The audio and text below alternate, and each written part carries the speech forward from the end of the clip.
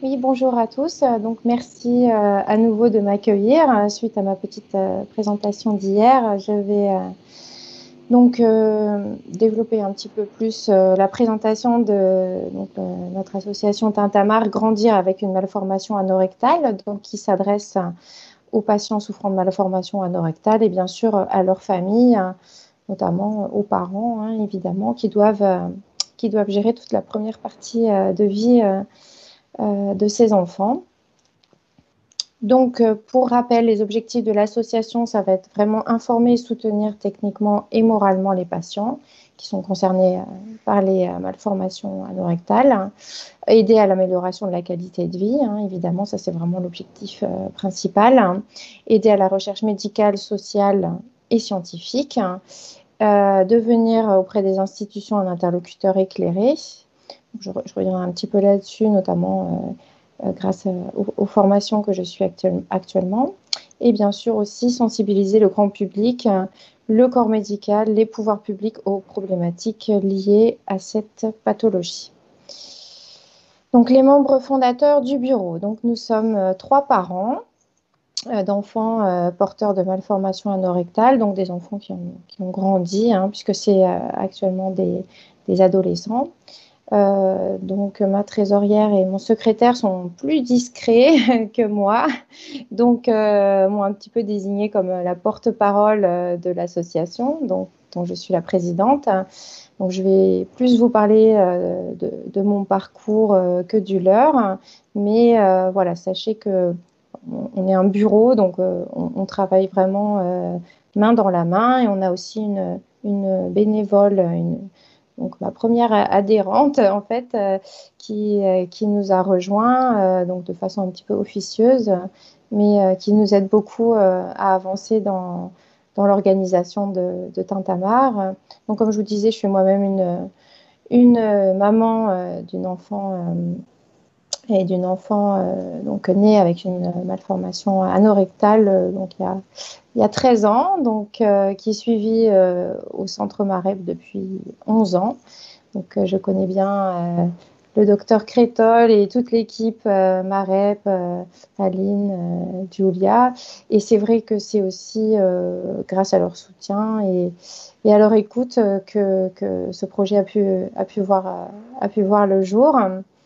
Donc, je suis actuellement au chômage partiel puisque je travaille dans le voyage et c'est complètement à l'arrêt depuis l'été dernier, en fait.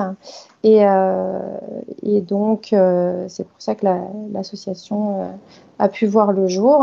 J'ai également été épaulée, je tiens à le signaler, par Mado Gilandon, qui m'a beaucoup aidée pour la rédaction des statuts parce que je connaissais vraiment rien du tout à tout ce qui était organisation associative. Et donc, un grand merci, merci à elle et à toute la filière hein, Neurosphinx qui a été extrêmement présente et qui a toujours été disponible pour l'association. Voilà, donc vraiment un grand merci à tous. Actuellement, moi, j'ai suivi la formation 40 heures à l'animation, l'éducation thérapeutique du patient.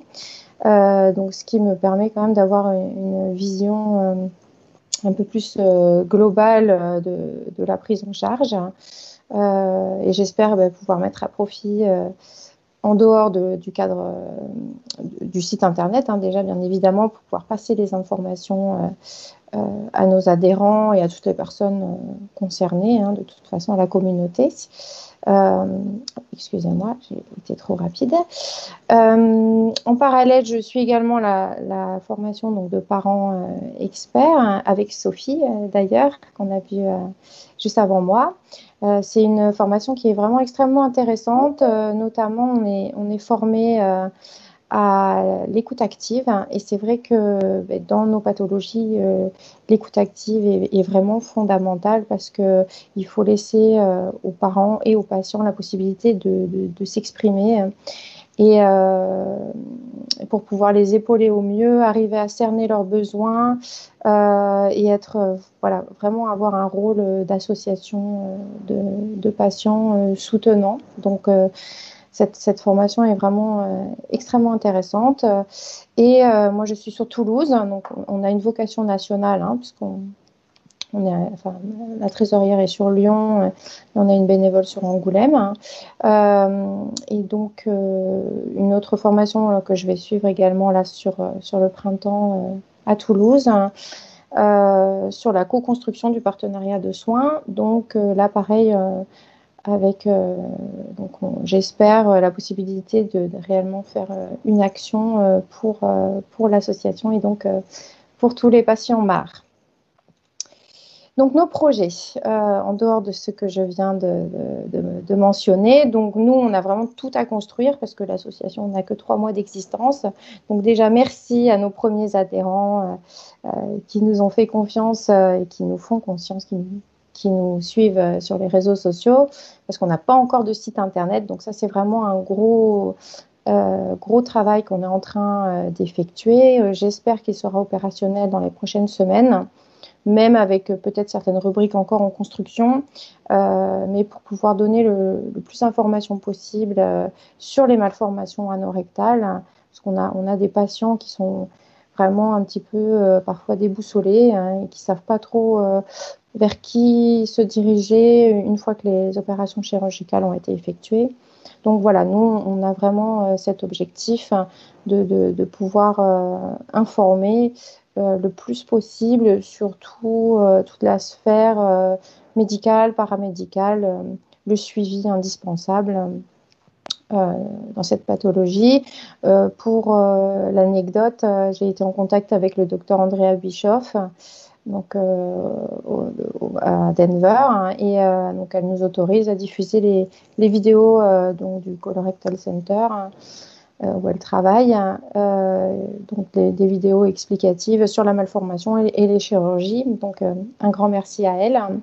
Nous sommes en train de constituer un conseil scientifique un petit peu élargi, donc avec donc des chirurgiens évidemment, mais également du paramédical, et on voudrait intégrer aussi les sciences humaines et sociales pour le côté justement dont parlait Dr Crétol tout à l'heure. C'est vrai que tout ce qui est philosophie, sociologie, langage intérieur, comme le projet porté par Stéphanie Smadja nous paraît vraiment essentiel, parce que la malformation anorectale a vraiment un impact sur non seulement sur le quotidien, mais sur la vie, vraiment, la vie des personnes qui en sont atteintes.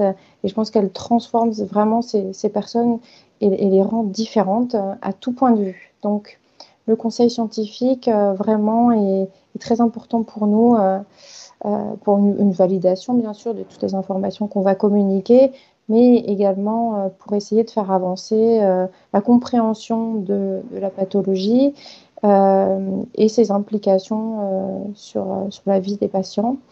On a également un projet, et ça va aboutir, je pense, assez rapidement, d'un groupe Facebook privé où les parents pourront échanger entre eux, organiser des rencontres virtuelles, puisque de toute façon, actuellement, la situation sanitaire fait qu'on ne peut pas faire autrement. Donc ça, c'est également en projet. De même que des Facebook Live, à l'instar de Neurosphinx. Et nous sommes en cours de référencement donc, auprès de Orphanet, Maladies Rares Infoservice. Et voilà, oui. Donc, comment nous contacter? Eh bien, on a une page Hello Asso pour l'instant, donc l'association Tintamarre. Également une page Facebook et un compte Instagram où j'essaye de mettre le plus d'informations possible sur la pathologie, l'association et la vie de la filière. Et donc, nous sommes également membres de l'Alliance Maladies Rares là, depuis le 5 février de cette année. Et nous avons participé d'ailleurs activement à la journée nationale des maladies rares le 28 février. Et voilà, on a été très fiers de pouvoir y participer. Donc encore une fois, merci à tous ceux qui nous ont soutenus, qui continuent à nous soutenir.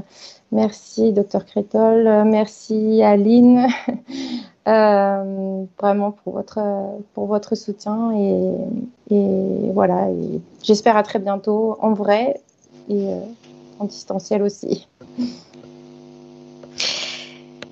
C'est qu'un début, Madame Oui, Cardozo. voilà.